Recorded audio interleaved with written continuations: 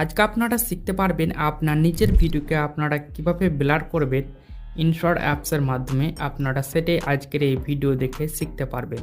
তো বন্ধুরা, আপনারা যদি আপনার ভিডিওকে ব্লার করতে চান একদম ডিএসএলআরের মতন, তাহলে আজকের এই ভিডিওটা আপনারা লাস্ট পর্যন্ত দেখতে থাকুন। চলুন শুরু করছি আজকের এই ভিডিও। আপনারা চলে আসবেন ইনশট অ্যাপে। তো আমি ইনশট অ্যাপটাকে ওপেন করে নিচ্ছি।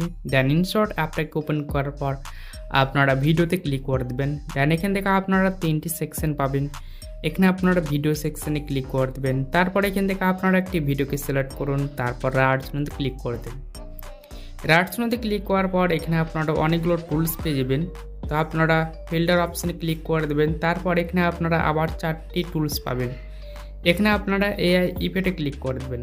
দেন এখানে আপনারা আবার অনেকগুলো টুলস পেয়ে যাবেন ইফেক্টের।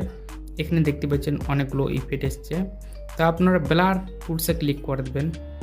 তারপর এখানে আপনাদেরকে অনেক এখানে ইফেক্ট দেখাবে। তো এখান থেকে আপনারা দেখতে পাচ্ছেন ব্লার ইফেক্ট।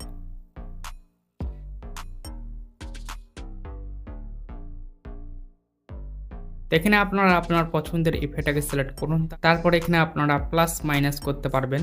দেখতে পাচ্ছেন প্লাস মাইনাস করতে পারবেন। পরে এখানে আপনারা রাইটসতে ক্লিক করে দেবেন। তারপর এই ইফেক্টটা আপনার ভিডিওর শেষ পর্যন্ত অ্যাড করে দেবেন। ওকে, এখানে দেখতে পাচ্ছেন ইফেক্টটা অ্যাড হয়ে গেছে। তারপর এখানে আপনারা রাইটসতে ক্লিক করে দেবেন।